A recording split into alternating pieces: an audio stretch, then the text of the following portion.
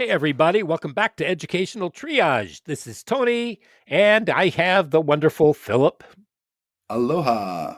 Good to see you. alongside with me. Hey, before we get going, make sure that you hit that notification bell, make sure that you hit that subscribe button, and also leave us a review and put something in the comments section. It helps with the algorithm, whether you're podcast or whether or not you're YouTube.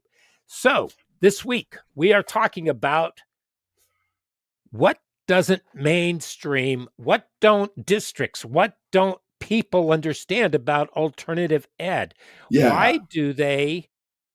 I suppose the question is Why? why why do they want to fix alternative ed when it ain't broke? Oh, that's well put. Yeah, why does everyone want to fix alternative ed? And Yeah, when they don't know anything about it. they don't It- ask questions. yeah, And it's what they'll do, here's what yeah. they'll do. They'll go to somebody who they think is smart and they will ask them, tell me about alternative ed. And that person has never even been to a conference. They've had absolutely no training or anything. They were just dumped in the job. They were told to run with it, and they don't even want to be there. Yeah, They'd yeah. rather do something else. And so they make it a less than priority for themselves, which is not what alternative ed should be. Mm. I, I think it goes a little further too. It's almost like there's some of those topics where we have a sort of an opinion about, generally speaking. In education, of course, you're thinking alternative education. I'm an educator. I should maybe know some about this. And they don't know anything really, but they use a little bit of conjecture, a little bit of, their experience and their knowledge to put it together and come up with an opinion when they never investigated. They didn't actually learn what alternative ed was, just relied on what they think it is and was. It's And all then, yeah, based on vapid assumptions. yeah, it's based on a lot of assumption, a ton of it. And I didn't know anything about alt ed before I got accidentally hired into it. Basically, I was going to teach careers. It was actually sort of a different sort of thing. But yeah, I had no idea. And I had such a no idea that I didn't understand like what the mainstream was doing a lot of times with, certain things like textbooks and pat curriculum and things, because we were just flying with our curriculum. It was Mhm. we were having a good time. It, Well, yeah, I think you and I were talking, and I yeah, think a lot of it has to do with control. yeah, yeah. I They think you're cannot correct. control what they cannot control or what they don't understand. They don't feel as though they can control it. And so they want this whole system of compliance. They want Yeah, they want something where they can. Okay, let's take for example, because I was telling you about a conversation I was having about the number of hours. So I was yeah, asked, yeah. how do you meet the number of hours that a student needs to be committed to a certain coursework in order to get the credit? So, for example, to get a half a credit, they need to have 30 hours of instruction. Okay. And So it's been I said. said, well, we're alternative education. We have all sorts of venues in order to get there. We have self directed projects, we have packets that they can use, we can go online. We have we have all sorts of ways, but you cannot take that kid. An alternative kid is a triangle or a round kid Yeah, or an octagonal kid, and you're octagonal. trying to put them into this tiny wee square box, Yeah, you're trying to pound them through the square part on the top, and they're not gonna and it's fit. just Yeah, not going to work for it them. hurts them And too. so we take them and we say, hey, let's figure out the best way for you to learn. So it's an IEP, except Yeah, it's it more of is. an LILP, an individualized learning program Yeah, for I, each one of those students. So when they come through the door, we look for the best way that they can learn. And how are they going to learn? And we have to fill in the gaps as well. yeah, yeah. It's the And same standard, though. I may add, and it's assumed But we should point this out specifically. Those standards that we're shooting for are the same standards that the kids are Right. getting at the regular high schools. Yeah. So we're Hmm. covering that. We're just not covering it in the traditional third period history way. Right. And a student may move at either a faster, Mm-hmm. a slower, or at the same pace as their peers in that Mm-hmm. same class. I mean, Oh, it yeah. there are many factors that go in there Yeah. because we're looking at the kids' environment that is outside of the school. Yes. We're Yeah. Yeah. looking at the students' abilities. We're looking at the students' past. I mean, every I'm student has their own story. I'm looking for their interests first and foremost because I can get to almost anything if some through some interest. You Hmm. know, skateboarding. I mean, talk about angles and degrees and then skill and fitness. I mean, it's if you can hook a kid through that, you can teach an entire range of topics, Let and me they're come back to interested. skateboards with you. Oh, oh, ouch! Every time I think of a skateboard, I hurt myself. Those guys are but good, but they go down a lot. but basically the student feels noticed, they feel heard, they feel like Yeah, somebody is actually looking out for them and they build that and relationship. they're focused on it because they like it. It's like, well, now that I want to learn about. And if they're frustrated and they can't do something about it one day, let's say that Philip comes into class and Philip is having troubles, and Philip's had a really rotten night. I mean, all kinds of stuff may have happened to Philip. Yeah, We're not going to go into any war stories here, but we need to take care of Philip because if we can take care of Philip, then Philip will continue to come back and Philip will continue to learn with us. And we don't want to lose him. And so we build that relationship because, as I've said with every one of my programs, we are a family. And yeah. I'm not saying that because I had a principal who kept saying, "We are a family, people. We are a family." Team. And and and we weren't even a team. Yeah, It they was if we were a family. family, we might as well have been like bandidos, all separated all around the world, trying to build our own empires. Right. I mean, Yeah, it we made were like absolute. the European families. He just liked to throw that word around, and I finally came to the point where somebody stopped me from looking at him the last time that he said, "We are a family," and calling him daddy. Call him daddy.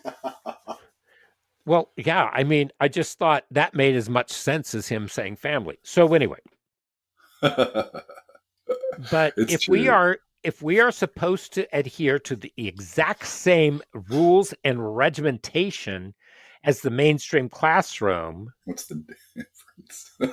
Sorry. I then just filled in the blank. then then Yeah. then get program out of there. I mean, you have Right. no right to have an alternative program in your district or your school. That is Yeah. not what alternative ed is. And if Yeah. you cannot find the information and you go to somebody and they tell you what they think it is because they're well educated, that doesn't mean anything. Yeah. You need to That's true. go to find the right person. I had somebody come to me Yeah. and they said, what is this thing that we have to do in our building now? Because we had an alternative ed director who thought he knew what was going on, told me that there was nobody in the Department of Education that was working with alternative ed, and just all this weird stuff. And I made some phone calls and I spoke to other people at other districts, and they said, yeah, there is. There are people Mhm. down there in the Department of Ed who work directly with the alternative ed Mhm. departments and Yeah. schools and administrators. And I got in touch with them and we talked. And just as I thought, the rules that I knew that were in place because I worked on the board of alternative ed for the state organization for several years. And he and I spoke and I said, okay, are you willing to take phone calls? I had to go to building principals. I had to go Well, to the administrators at the district office and explain it to them. I had to talk to HR. I could not believe what I had to tell people. And yet they still couldn't get it. And I had them call this guy. Excuse me. And so they called him, then they called me for follow up. And they said, "How do you know so much?" And I said, "How long have I been in this district and how long have I taught alternative ed?" And they said, "Well, quite some time." And I said, "Do you not think that I don't know alternative ed and the laws?" Granted, I did have to go in with my cohort who I was working with at the time, and we went looking for it because she knew that it existed as well. These Yeah. laws that said that this guy was completely off his rocker. But I think that sometimes you have people who have a little bit of information, and those are the most dangerous people because they will screw everything up for everybody else. I think you're And so right. now they have a director of alternative ed who doesn't know what he's talking about. They have, I'm not talking about the Department of Ed, I'm talking about the district. They have people who are in there who say that they are alternative ed and they're anything but. You Hmm. have people who are too afraid to say anything. And the whole thing is, I think you and I talked about it earlier, and I said, sometimes programs have a shelf life, possibly.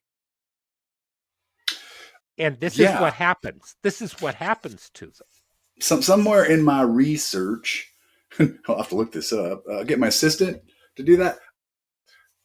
I discovered, and maybe we'd even said this, that generally speaking, programs last about 2 to 3 generations at the most before they break down. And I didn't know that. I thought, we could build this and build this and build this. Upward we go. And they kind of get the two and then they break down. And that's what happened Mm-hmm. in the case of myself is we were really humming. I mean, nationally recognized, kind of under the radar. People come visit us, see how we did it. It was really simple to explain too. Relationships, rigor, and relevance, basically. And that just kind of went away over the years. And now there's an awful lot of like online learning. And I Mm-hmm. did 3 years of that. And that's only desperately needed, only needed in desperate cases, rather. I mean, just it's not real good. I never felt good about it after I'd administered it for about a semester. I went, this is not, this is patchwork at best. It's certainly not an education, and it's not alternative education because anybody can log in and do it. Oh So, yeah. I yeah. had I had kids who later told me that they had one of their relatives do the work for them. Oh, you see. Oh, goodness. I thought of that. You pay somebody to write your paper, pay somebody to take your class. They're not there to see it. They just And assume somebody won't take $100 to take your history class. and somebody said, "Well, they need to have their diploma taken away." And I said, "Nah, I'm not going to. I mean, you put them in that position where you told them that they had to learn this way and they said, 'I can't get it this way.' And we were trying to figure out another way to do it. Yeah. And you came down and said, 'Absolutely not. They will do what we tell them to do.'" That's I the mean, origin story of alternative ed. That's it was it. the ultimate diktat, you Yeah, it's know? like that's why we have alternative ed. It's like you said, I can't do the work this way, and they're gonna innovate. Duh, And this was from somebody who had duh. been who had experienced alternative ed as a high school student. What? They didn't learn. Ooh, that's a thing. You I think hate to say people it, are Philip. learning and they don't. Philip, I hate to say it, but it's one of your former students. Oh no. I've had nightmares about that because the whole reason I set out to teach was to Hmm. kind of erase stupid from the world. Now, I wasn't ever doing it with my opinions. I wasn't going to say vote this way or do this, but I was going to just present information and say, yeah, and here's the reality of some information, and here's the information, and know where to put it in the context of life. And whatever you do, don't be stupid. You can be ignorant and fix that, but just don't be willfully stupid. and, Well, uh, Well, I think some people, once they get a little taste of power, I think, yeah. I think that their brains kind of, I don't know where their brains go. I really don't. I I think don't that think, they just, yeah. yeah, I You don't don't have think that in so. your head, I don't think. To where it goes, I don't think you have that. I I know think I you don't lose have sight. that. Here's what it is. And I think, we talked with Yeah. Joe about this, Joe McQueen Yeah. from Calming Young Minds. Yeah. And I think we also talked with Tara Garcia Mathewson about this. And it is, if you don't have the student's best interest at heart from the very beginning, Mm. you Yeah. don't belong in education. That's the truest test. You're right. If that's not the Now, primary thing you have, now you yes. cannot Yeah. be overly empathetic. I mean, No, no, no. you We're have to not. have lines. Yeah. An intelligent interest in helping kids, period. I mean, and you happen to be in education because that's what we chose. We could have gone into coaching or social work, but we chose education. We thought it was a Right. It's a one-on-one way. vocation. Yeah, like I said, I got kids out of high school. At least don't be stupid. You can make mistakes and get out there. You can be ignorant, and build on it, but just don't be intentionally dumb. I used to rail on them because we talk about things like Florida man, puts head in alligator's mouth, and guess what happened, kind of stuff. That's stupid, you guys. Well, That's a prime example, but extreme. well, what kills me is the fact that they talk about how they don't have the money for X, Y, and Z. Yeah. And they spend the money on on programs that they say are helping our students. Well, the programs are not helping our students, Well, first of they all. don't. Yeah. Well, they just And would if you and do it the way they said you should do and it. they're I mean, they're spending millions of dollars doing these things. Yeah. And they're Yeah. not using their teachers. In fact, what they've done is they have relegated the teachers to a paraprofessional because the Oh, teachers are yeah. no longer teaching. All they're doing is monitoring. They'll actually hire paraprofessionals in place of teachers. They say there's a teacher shortage, but they don't hire them. Well, they Strange. lower the requirements for them. Yes, they do. Yeah. So They they do. say that teachers are important. However, we're going to skip the training and we're just going to put people in there. We're going to tell them what to do. Mhm. One state decided they were going to have the National Guard or Army or whoever, people in the reserves come in and they were going to teach. And those people just threw their arms up and just left because they said, no way, I can't control these. Because So yeah. there's more to teaching than just crowd control. Well, who's controlling education? I mean, what's education for then? Who's That's supposed a to great benefit? question. Who is controlling education? I would say the shareholder, the Who are the omnipotent, shady, vacuous, sort of vaporous shareholder, the prime dollar. And we've just except adapted it to the public sector instead of the except you private sector. just called the government a corporation. I did, and I intentionally did so because I think we've become a corporation, the United States of America Incorporated. Government for the government, government for corporations, by corporations, and of corporations. Period. Everyone behave like you're a part of a corporation, including the public sector. I will agree. Yeah, that's what I think's driving it. No one, like you said, the prime thing, that's dumb teachers are there for the kids. Administrators are there for the corporation. Right. Administrators are there for the grift. They're there. They're there for the corporation. They're running the ship. The I will ship is say, not a good ship. I will, and we can't speak for all administrators. There are some very, very good administrators who are out there. Absolutely. Yeah, but Wonderful the whole ones. Like system. Joe McQueen. Yeah, that's true. There are great administrators who are trying to break it down, but they're really swimming upstream against a heavy duty current. It's just wow. And we did that two-part series on rating your school district in your schools. Oh, wow, yeah, that was fun. And so those are things, and if you take a look at those, those are things that you can look at to see whether or not your district actually cares about the kids. Hmm. That's what it boils down to. Yeah. A lot of districts are worried about graduation rates. There was a kid who I worked with, and they put me in charge of him because they didn't know who else to give him to, Oh, I've had that. because they wanted, because Yeah. he needed to learn how to work on his reading and Yeah. comprehension because he was at a sub first grade level. As a how old's this kid?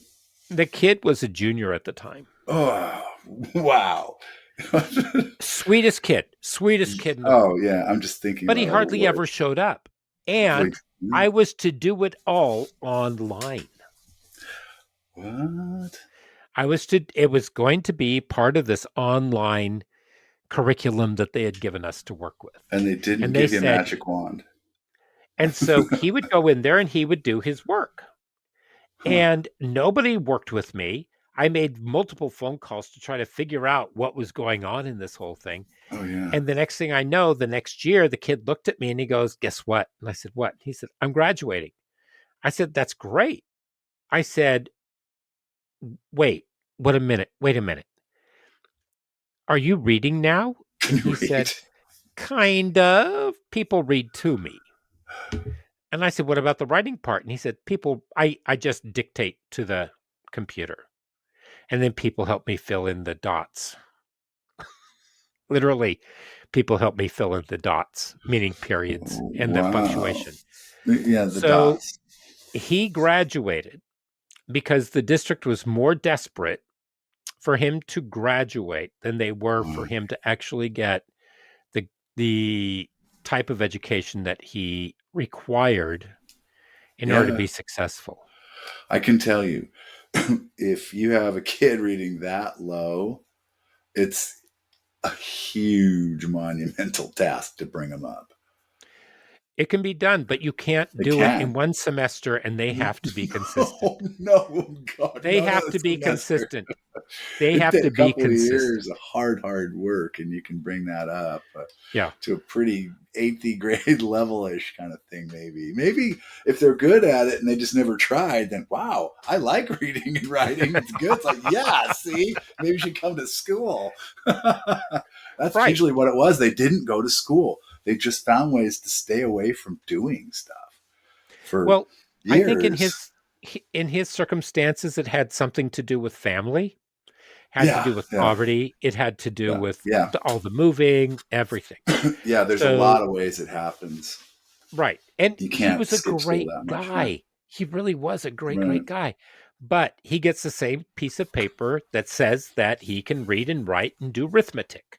Well, and then people will say, people are being sent out of high school and they don't even know how to read and write, and I take exception to that because I've never had that happen myself with a student. But yeah, apparently it does, and it does make us look terrible. I mean, you can't give somebody that But those are the basic anomalies. proficiency level diploma and then they don't have the basic proficiency. But those are the anomalies. I mean, those are Those the are, yeah, exceptions to the rule. I mean, for the most part, most yeah. people, most students, they are they're pretty well versed. I had lunch the other day with a former student and we were talking and he said, I don't remember anything that we did in class." I said, "Really?" Yeah. He said, "All I remember is that you made us write a lot."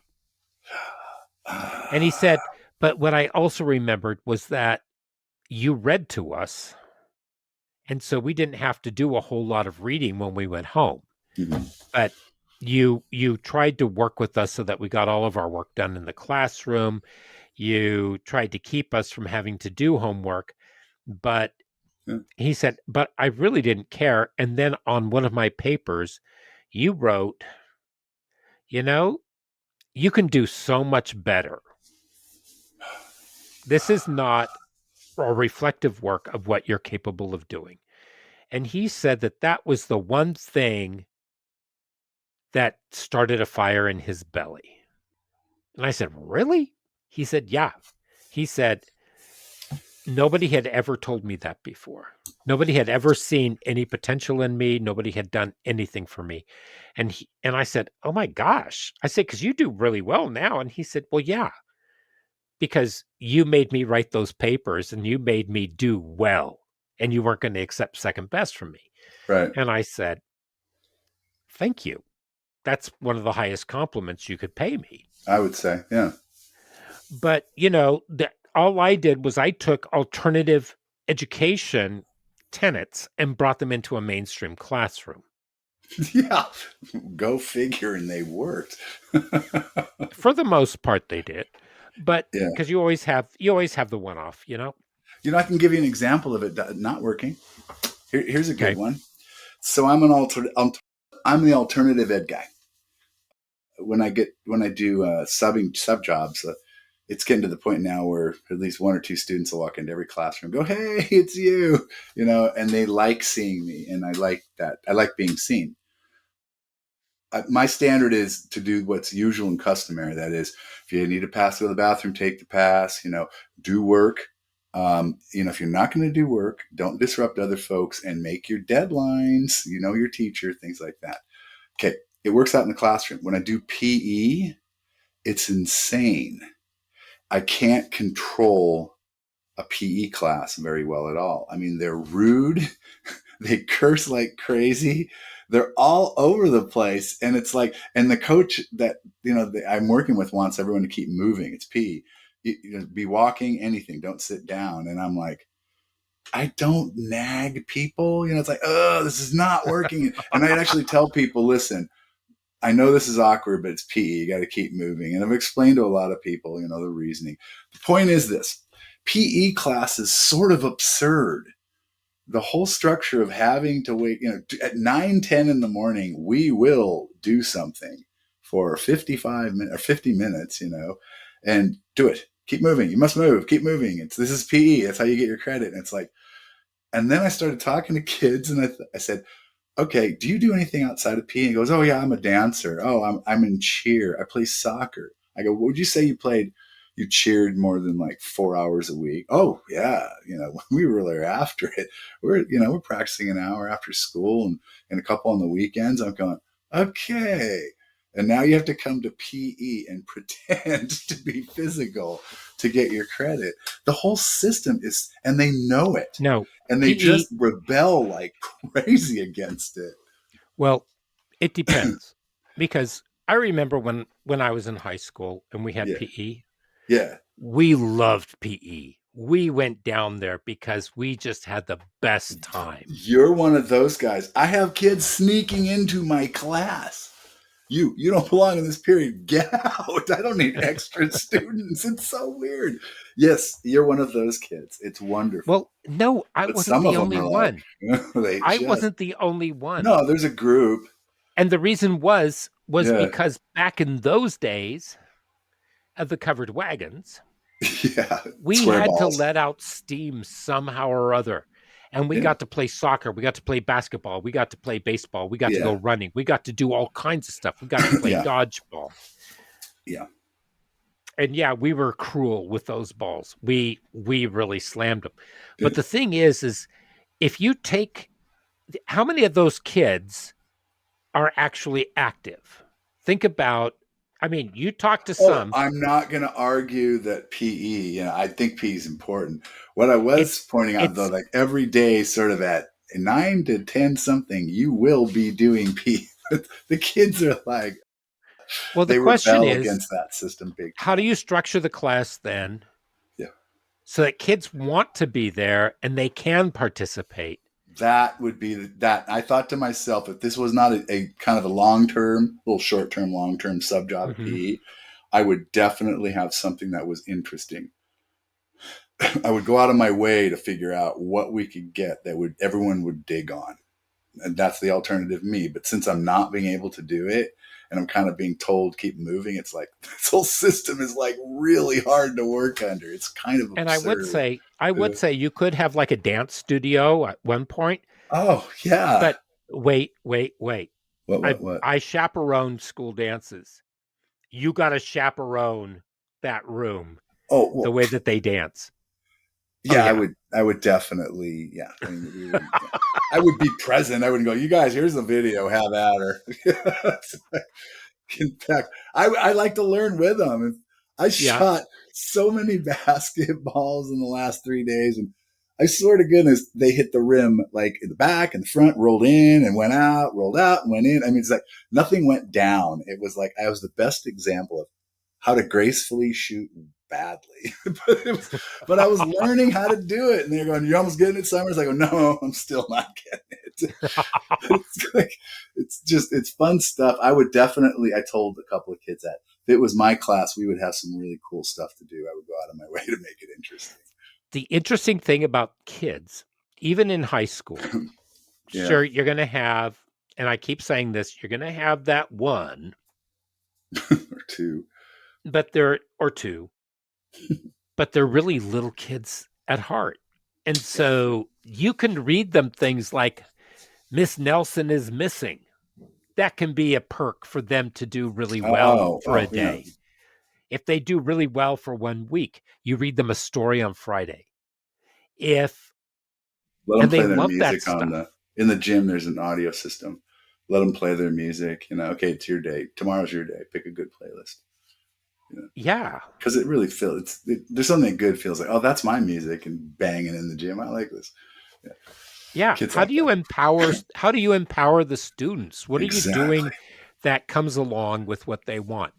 Mm. But if you are in a mainstream classroom teacher mentality, and I'm not going to say that I've never been guilty of this, Mm.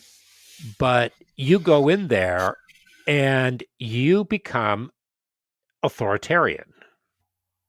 A lot of teachers rule with authoritarianism. Authoritarian style Yes. versus authoritative, which is a respect Yes. earned. Or even as a mentor, a guide, Mm. Yeah. Yeah.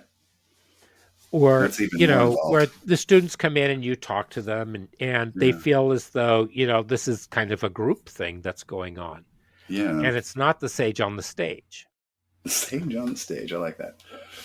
It's not You know, about just one. and what's really interesting is I was going through my Twitter. I think it was Twitter. Mm, I don't I don't remember which one it Something was. bad for your health. Well, it's interesting. Somebody had it was Twitter, and it was this principal who I kind of follow, and he had just come back from a Kagan workshop, Kagan. Kagan cooperative learning. Have Oh, you never no, did? Oh, no. see, Do back tell. Do tell us an years anecdote. ago, Yeah. before the advent of the cell phone, What? we did live. There was no once was no Our cell phone. district, our district asked who would be interested in doing some cooperative learning strategies, and I said, "Well, sure, I'll be one of them." And so there was a Oh, group of us, and at one point in the spring, because we would meet on a regular basis, we would go over things, and then we would roll them out. And so since I was teaching in the one room schoolhouse, it worked really well. So we would do different kinds of cooperative strategies. yeah. And the kids learned them and they liked them. And I thought this is cool. So then a group of us were given an opportunity to fly down to Disneyland for a week You were to be given the trained. opportunity to do such a thing, We and were you went, "I we think were I'll do handed that." the Yeah, we were handed the opportunity. And so we went down, stayed in the Disneyland motel, and that's where the workshop Nice. was. And we learned from Spencer and his wife, and it was just it was fun. And if you Yeah. start doing that, I mean, some people might say my kids would never do that because they are too advanced for that. Guess what? Adapt it.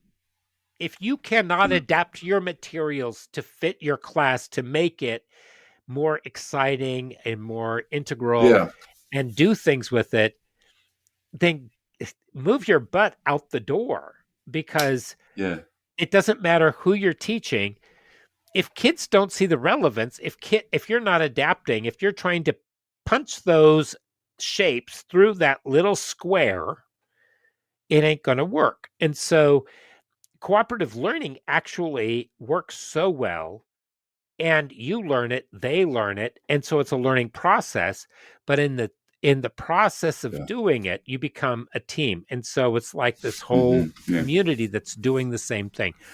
And he was talking about how wonderful it was. And so, Yeah. because I think that this is a wonderful time for a resurgence of cooperative learning techniques. I It'd mean, be nice. seriously. I was hoping that after the pandemic things might change, but it appears to me that schools are doubling down on the old structure. They're really desperately And they're trying to doing it install the so old one. badly. They're doing They're, it terribly. they Everyone's don't know trying what they're so doing. hard. They don't. They don't, and it's really interesting. It's putting out little fires everywhere. You know, have you seen this student? They're skipping that, this. You know, instead of asking why is that student skipping? Why is that student? How is it the student can walk into other people's classrooms? That's a new one to me. I'm teaching and someone walks into some kid that's not in my class just walks in and starts talking to one of my students. Like, hello, this Well, is that's some of the because you're a school sub. cultures. Well, yeah, technically, but they do it to other classrooms. It's like, Oh, they I do asked them, I go, that. you just subs? They go, no, we do it to other ones. I go, what? So that the norm that's And the set kids say, down, "Oh, it's okay. He's my friend. He's my buddy." And it's like, it's not while no, you're in class. Yeah, but this is his lunch, and we don't have the same lunch. You had the same break time. it's like, dude, yeah, this is not, No, no, this you is guys figure out insane. another time. Well, the whole structure too is set up so that so and so is going to be unavailable every fourth period. They're in Mrs. Johansson's English class. It's like instead of, hey, can I go talk to Eddie about this thing? I want to, yes, but after you do, I need work. Deal. Yeah, I used to do that a lot. Yeah, you got 5 there, and I get the next 45 after Yeah. that. And that's a good tool because, okay, and they don't just do stuff innovatively in between the cracks of the rules. So, okay. So, mainstream, they tend to have a huge discipline problem. And I'm not going to say that alternative programs don't as well. I remember we told our students that if they, I finally had enough of it because I was not going to babysit during fourth block. These kids don't want to be in here. Why are we forcing them to be in here? They're not getting any work done. So basically, I said, if you have no work to do, you're off campus, you're gone. Or you can stay in here and you can work quietly.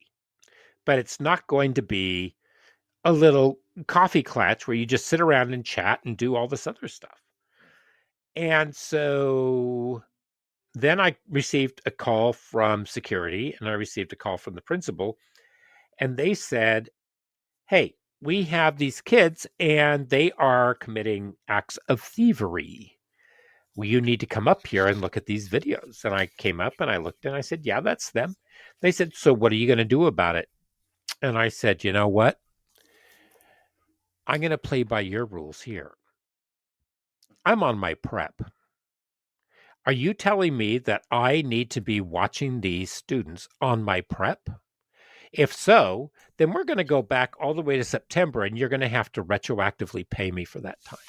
Mhm.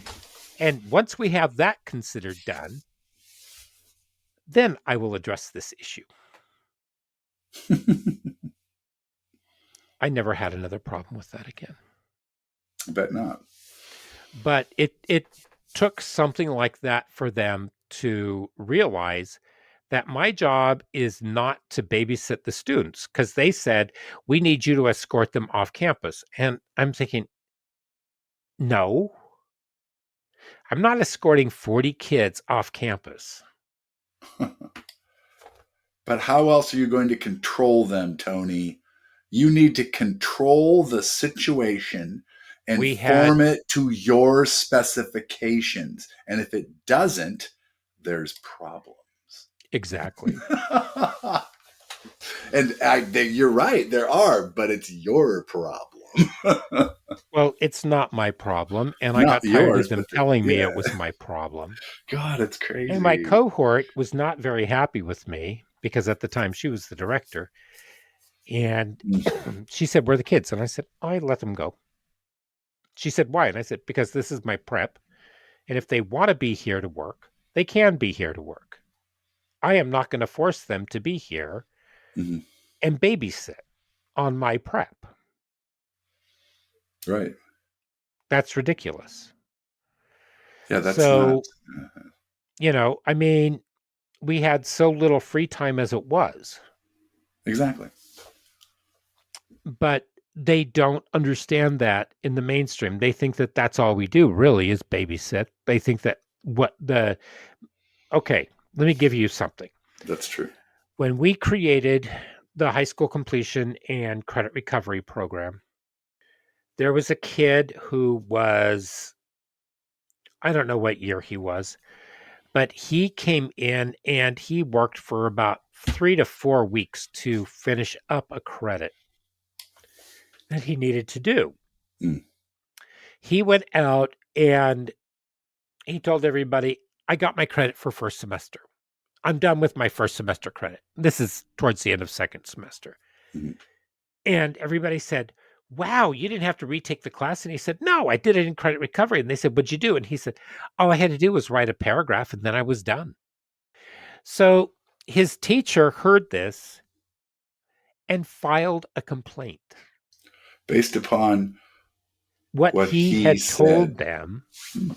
Well, her And sources are I stellar. saw I saw this teacher and I Yeah. said, "Can we talk?" And she said, "I will not have you erasing any of the work that I have been trying to do with my students just so they can write a paragraph." And I said, "Yeah, I heard about that. Can we talk?" And she said, "I refuse to speak to you." The department chair came to me and said, "We have an issue." And she said, "I tried to talk to this teacher." And I said, "And?" She said, "I gave her all the materials and she refused to look at them. Mhm. And she's filing the complaint." Contempt without prior investigation. So she got all these other people on board with her. Uh-oh. And then Time to the look silly. admin called me in and said, "What's all this brouhaha?" And I said, "There is no brouhaha." I'm not brewing any haha. I said, "A student came in and bragged and didn't tell the truth. And Yeah. I caught wind of it. I tried to speak to her. One of my cohorts who's teaching the course and taught the kid tried to speak to her. Everybody's tried to teach, show her, give her the materials, everything. And she refuses to listen. And they said, "Well, it sounds like your mess that you need to clean up." And I said, "No, it's yours. You're the administrator. Fix it." And I turned around Yeah. and I walked out. Yeah, no kidding. And I was, I know the listeners and all of you out there probably think I'm not very popular with administration. And that's probably very true. They're very happy. And it's a good thing. I've come to own it as a true badge of character. I'm the kind of teacher who goes walking down and goes into an administrator's office and shuts the door and sits down and says, "Let's talk." We need to talk. Hold his calls. Hold her calls, please. So Uh, yeah, I there's there's this real disconnect, and not one of them ever asked, "What are you doing?" yeah, no one ever asked, is it true or what? No, they don't even ask to see the curriculum. They don't even ask, "How are we doing this?" I had one tell me, "Well, now that we have this off and going, here's what we're going to do." And I said, "You will not F this up." And he looked like I'd slapped him. And I said, "Good, you heard me." And he said, "What did you say to me?" I said, "You will not F this up." Yeah. And he said, "What are you saying?" And I said, "We barely have a pilot running right now, and you're already talking about ways of screwing it over." Because one counselor wants to do X, Y, and Z with it. We need to be able to see what's working, where the kinks are, and then next year we will take it on a bigger study and run it with more students to see where else we need to take it. Are you familiar with Chesterton's fence? It's a No, philosophical question. no, A I'm not. man's walking, a woman's walking across this vast prairie. You can see in all directions, and there's a fence right in the way. Fence goes forever. Can't go around it. So, what do? Do you just break it down? Just go through it? So you think about that, right? Chesterton's fence represents the reason why that fence is there. There's a reason that fence is there. You should probably know why it's there first before you break through it. You should probably understand what events came to put that fence there before you just break it. And that's the philosophical question. People don't think that. They come across Chesterton's fence and they just blast through it like, well, I'm on a journey and this fence is here and I'm going through it. Why is there a fence in the middle of nowhere? You've never stopped to think about this fence maybe having a purpose, a reason. Maybe there's a good reason this fence is here. It is a shiny new object. They don't know what it is. They don't know how to deal with it. I would go into EBIS meetings, effective behavioral intervention strategies. It was a group of us. It was teachers, admin, and counselors. And we would investigate what's going right, what's going wrong, and we would discuss certain students and maybe some strategies around them. But I spent one entire day, not a day, but meeting, and I had some Weak. kids from publications going around asking people what alternative programs we actually had in the building. We had high school completion, we had credit recovery, we had CE2, which is community experience for career education. And, and then we had a couple of others. Well, Mm, they went around, they asked the kids. The kids had no idea, except some of them did. yeah. Some of them knew, some of them didn't. Ask teachers who I was very familiar with that I talked to on a regular basis. They had no clue. They had absolutely no clue. And then when they were asked what these programs did, they said they had no clue. They asked the administrators and they tried to answer it, but it was very clumsy. And so we were there and I said, this is Mm, where we are with our programs. How many of you actually know what we're doing in our programs? And they just stared at me and they said, we find this insulting because you're setting us up. And I said, no, I want you to be aware that we have these programs here. You keep trying to take advantage of it. You and a couple of you keep trying to change our programs to meet what you want, but we meet the needs of the students, not you. ugh, I And can't they believe I'm. could not understand that. Yeah, So, yeah. They couldn't. I'm defending a fence. God, I've never defended anything that held and things back or forward all my life, but it's it's, true. I just found it so Yeah, interesting. they And don't so know. then I realized we had to do a bit of a PR campaign. So we Yeah, began one yeah, yeah. You try to. and that helps. But, it's so I think what I'm saying is if you are in alternative ed, you've got to figure out an effective way to campaign for your program for whatever it is. If there's a school newspaper, get in it, use it, get out Mm, there. Figure out ways. If you are there for the students and you're fighting with your administrators, as I said to somebody earlier today, you can always just go ahead and do what you're going to do and you can apologize later, or you can teach them and elucidate what it is that alternative ed is and why it is the way that it is. And it's always about students. It's always, and you're still meeting the same goals. You just go about it differently. They mm, want differentiation. This is ultimate differentiation. You Yeah. may be using UDL. You may be, Lord knows what you're using.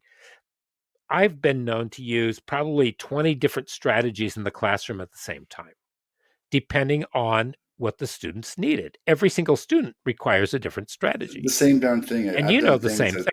yeah, I've done techniques and later found out, oh, that's the name of it. Oh, I just made common sense in the moment. Right. Yeah, like yeah. So, what mainstream doesn't get, I think, is the fact that the Uh-huh. students are the center of our programs. The students and their learning are at the center of our programs. We are around them as kind of a buffer Yeah. from the out, in a sense, to keep them. Maybe that's not a good. Okay, the students are at the center.